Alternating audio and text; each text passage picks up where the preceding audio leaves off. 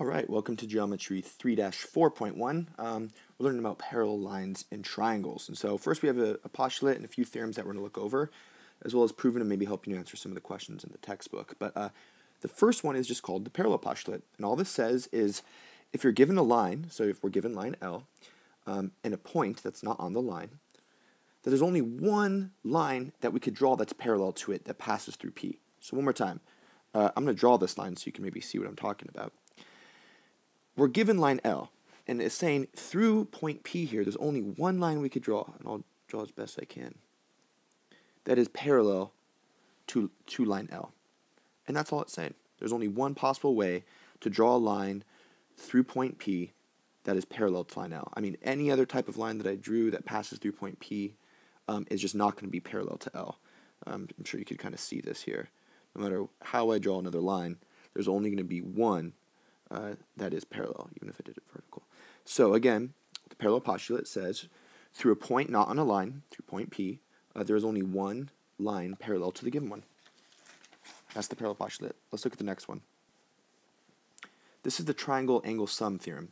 And basically what this says is that the sum of the measures of the angles of a triangle is 180 degrees. And so, angle A plus angle B and the measure of angle C, these are interior angles here, equals 180 degrees.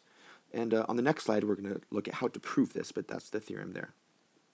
You probably know that already, but there's a theorem, triangle angle sum. All the interior angles of a triangle will add up to be 180 degrees. All right, if you want to follow through in the book, we're on page 172 for the proof of the triangle angle sum theorem. And basically what this says is we're going to prove that, all three angles within a triangle equal 180. And so starting off with the parallel postulate that we could draw a parallel line through any given point, we're going to try to find a parallel line that is parallel to AC, and we're going to use point B to draw it. So again, this is just my best job at drawing this. But this line right here is a line that's parallel to AC. And I'm going to write some numbers in here so that we can talk about angles better. All right. So the first thing you're saying is that angle PBC and angle 3 are supplementary, or they add to 180 degrees. And the reason being, and let's look at exactly what it's saying, angle, and let me call this, put 2 points in the line so you can see exactly what I'm talking about. Let's call this P, and let's call this R. Okay, now we have everything. So angle PBC, so PBC, so this big angle right here, plus the measure of angle 3 equals 180 degrees. And again, that's just because the outside edge of these two angles form a straight line, which is 180 degrees. So they add 180 degrees. So we know that. Now we could say angle PBC is equal to angle 1 plus angle 2. And I'll write that down. So angle PBC equals the measure of angle 1 plus the measure of angle 2. The book says this is the angle addition postulate, that two angles will add to the sum of their big one. Whoops. Back.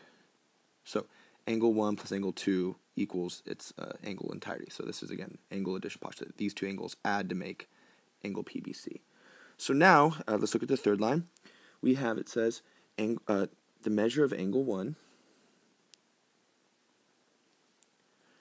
plus the measure of angle 2 plus the measure of angle 3 equals 180 degrees. Now, how do we know that? How do we know that 1 plus 2 plus 3 equals 180? Well, we're using substitution property here. So you could see that in our first line, we have PBC, this should say plus right here, plus angle 3 equal 180. And then you have PBC equals these two things. So it's substituting angle 1 and angle 2 into here, into PBC. So you can see angle 1 plus angle 2 plus angle 3 equals 180 degrees. So that's just substitution. Let's look at the next line. Oops, not measurement. My bad. Angle 1 must be congruent to angle A. And angle 3 is congruent to angle C. And this is saying if we know that lines are parallel, which we established right off the bat with drawing the parallel postulate, we drew a parallel line through a given point. So we know that these two lines are parallel. Then their alternating interior angles are parallel, are congruent. So let me just widen this line so you can see what we're talking about. Let's say this is our two parallel lines, and here's our transversals, right? Well, now you can see angle 1 must be the same as angle A, right? Because of the interior angles postulate. Same thing. Angle 3 must be equal to angle C. And I know that A is a little bit off for the triangle, but this is angle A, and this is angle C right in here. And then lastly, I'm going to have to find some space here. We'll do this. We have the measure of angle 1 is congruent to the measure of angle A. And the measure of angle 3 equals or is congruent to the measure of angle C. And this is just saying congruent angles have equal measure. So we're going from angles and just saying that their measurements are also congruent to each other. And then lastly, last step here, we have the measure of angle A plus the measure, plus the measure of angle 2 plus the measure of angle C equal 180 degrees. And again, this is substitution property. So let's look at how we got this. Now we're saying the measure of angle A plus the measurement of angle 2 equals the measurement, or plus the angle of measure C equals 180 degrees. And that's what we're going after, right? We're trying to prove that the inside of the interior angles of a triangle add up to 180 degrees. So this is our final line here. A plus 2 plus C equals 180 degrees. And what are we substituting here? Well, what we're substituting is angle 1 with A and 3 with C. So here you can see this. We have 1, 2, and 3 equal 180. So 1, 2, and 3. We know that those equal 180 from here. And with this line, we've said, well, 1 is A, 1 is congruent to A, and 3 is congruent to C.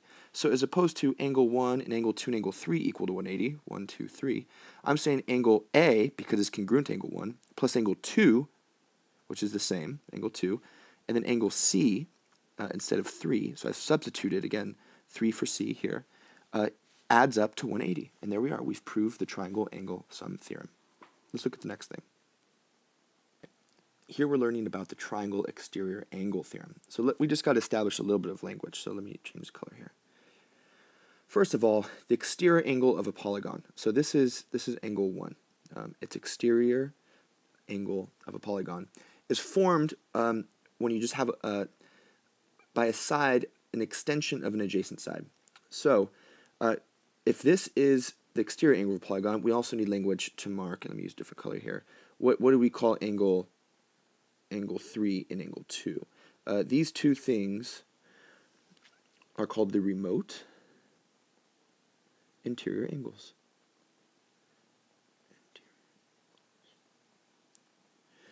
And what those are is those are the two non-adjacent interior angles. Adjacent means next to, so it's not this one. I'm going to call this X for now. This would be adjacent to angle 1. These are the remote interior angles. So remote meaning, separate from or away from, right? So this is the adjacent angle. These two are the remote interior angles. And basically what the theorem says is that the measure of angle 1, I'll use a different color again, the measure of angle 1 equals the measure of angle 2 plus angle 3. And why do we think that is? Let me use an eraser here and clean some of this up. Oops. Excuse me. Call this X. Well, let's just look at a quick proof here. Angle 1 plus angle X equals 180 degrees. Again, their outside edge forms a straight angle, so they're supplementary, they add to 180 degrees. We also know that angle 3 plus angle 2 plus angle X equals 180 degrees because of the triangle angle thumbs theorem. So all three of the inside angles, 3, 2, and X, add to 180 degrees. And again, we can just use the substitution property here. So we have two things set to 180 degrees, and in them, I have x, oops, this should say x right here. I have x in both, right? So I could substitute that angle 1 must be equal to the sum of angle 2 plus 3. So that's where that's coming from. And again, guys, let me just show you this visually to help you understand. This is the supplement of this. And this is going to be these three things have to add to 180. So whatever this is will be the sum of these two will be equal to this angle. And that's the exterior angle theorem. Made with Doodlecast Pro.